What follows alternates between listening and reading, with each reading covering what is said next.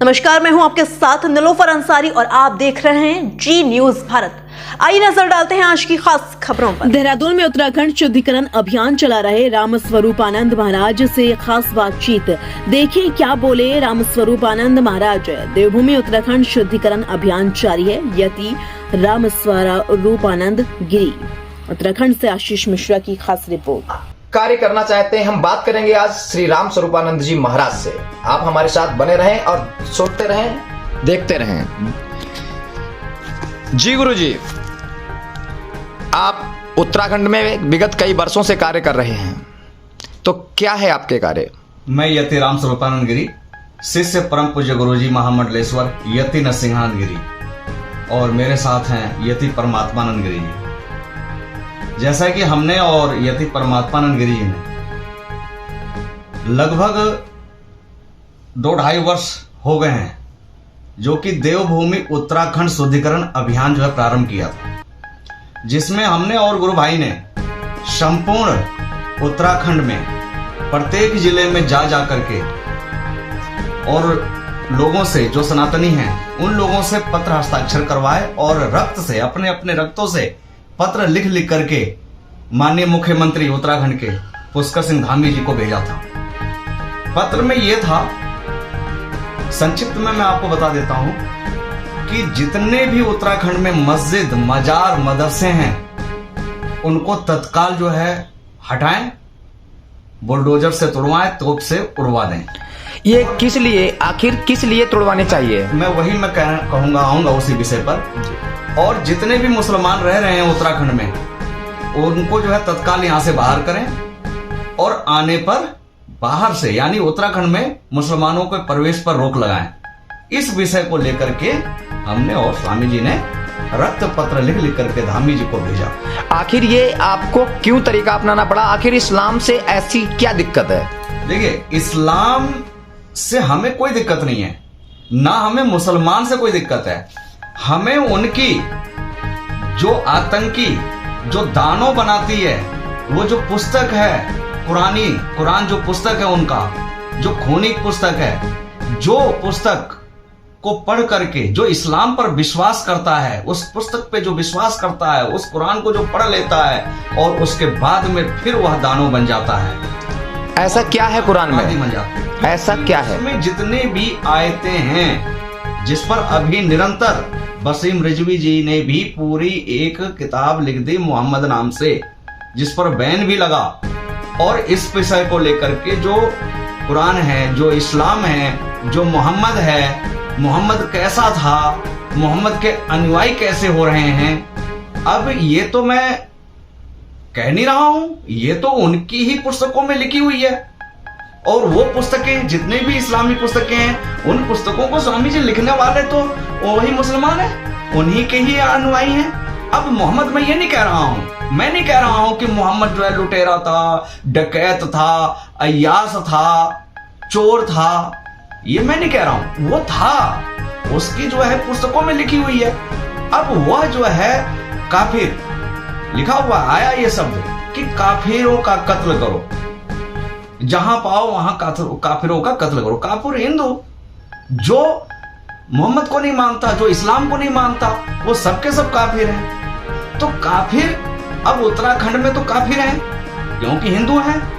अब हिंदू हैं, काफिर हैं, तो उनका जो ये कत्ल करने का जो पुस्तक बता रही है उनकी कुरान, और उसको करने वाले और जिसको करके दिखाया मोहम्मद ने, और उसने जो मोहम्मद ने बताया है वो उनके अनुयायी सब कर रहे हैं।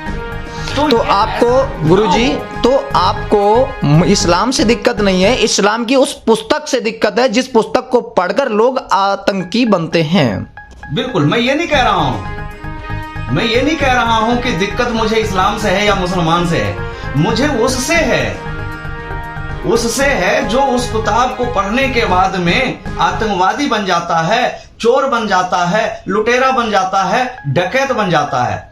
अभी कुछ समय पहले की बात है, लगभग 2021 की बात है, और यह खटीमा की घटना है। खटीमा शमशान के ही बगल में माता काली के मंदिर में उत्तराखंड में रह रहे सनातनी हिंदुओं की कोविड-19 वैश्विक महामारी से मुक्ति के लिए यज्ञ हम कर रहे थे माँ बगलामुखी माता का, और जो शमशान में लाने की जो शव लाने की जो गाड़ी थी उसके पार्ट्स जो है एक जिहादी बच्चा क्या कहें, वो तो आइटम बम था, वो जो है होते ही हैं, वो जो है चोरी कर रहा था, पार्ट्स खोल रहा था गाड़ी के, जिस पर जो है शव लेकर के आते हैं, मृत व्यक्ति को लेके आते हैं शमशान में। अब उसके बाद में क्या होगा आप बताइए कि आपके घर चोरी करे, आपके गाड़ी के कोई पार्ट्स अगर खोले कोई भी, तो आप क्या करेंगे?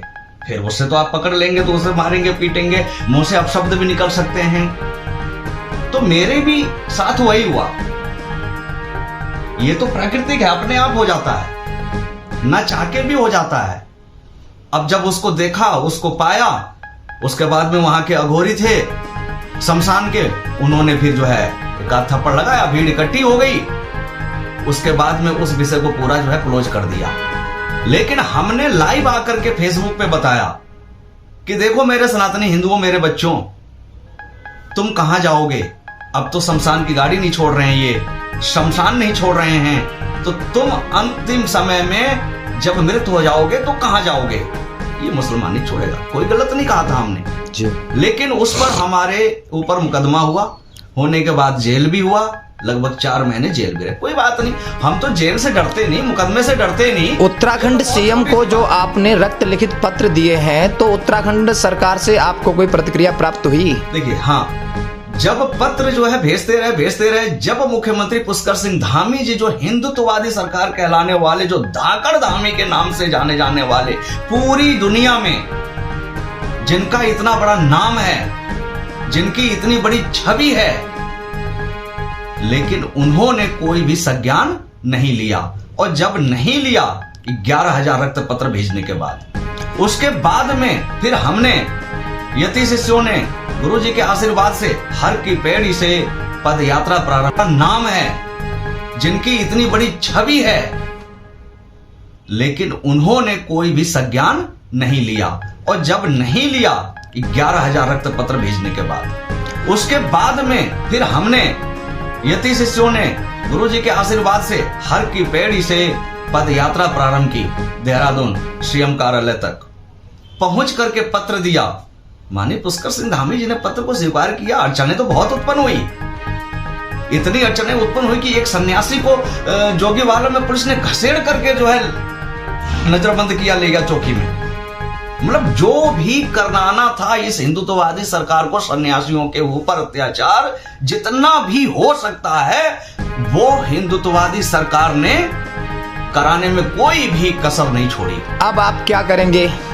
उसके बाद में धामी जी ने पढ़ा, सांत्वना दिया, लेकिन अभी वो कार्य उनका पूर्ण नहीं हुआ। कुछ मजारें तुड़वाई हैं उन्होंने, लेकिन मजारें तोड़ने का प्रारंभ तो उत्तराखंड में कुछ रह रहे हैं जो हमारे हिंदुत्व योद्धा हैं, जैसे कि यति परमात्मानंद जी ने भी तोड़े मजार। यहां तक कि राधा धोनी है एक बहन हमारी, शिव शक्ति धाम डाशना देवी मंदिर की परिवार में है, वो परिवार है, बच्ची है वो, उसने जो है मजार तोड़ना प्रारंभ किया। सरकार को लगा कि अवैध मजारें टूटनी चाहिए, लेकिन अवैध ही तो उन्होंने तोड़वाए, लेकिन अवैध तो सारे के सारे मस्जिद मजार मदरसे हैं, सबको तोड़वाना चाहिए जी। लेकिन ये कोई भी गति जो है सरकार के तरफ से नहीं आई। और मैं एक बात और बताना चाहता हूं उत्तराखंड के हिंदुओं को कि देवभूमि उत्तराखंड शुद्धिकरण अभियान कोई बंद नहीं हुआ है। वो सोशल मीडिया पे ना दिख रहा हो, लेकिन देवभूमि उत्तराखंड शुद्धिकरण अभियान बंद नहीं हुआ है।